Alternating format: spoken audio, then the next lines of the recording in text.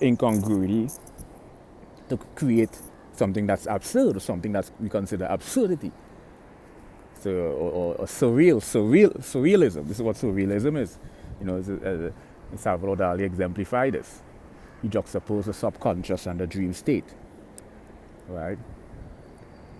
And so you have this. So you merge this incongruity, you juxtapose them, and then out when it coheses and creates what we call something that's surrealistic,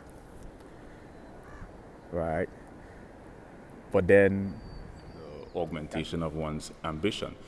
So it's hard to put it into perspective in terms of what are the commonalities they share. But what you do in find, life, it means that the way particle duality in light is a paradox simultaneously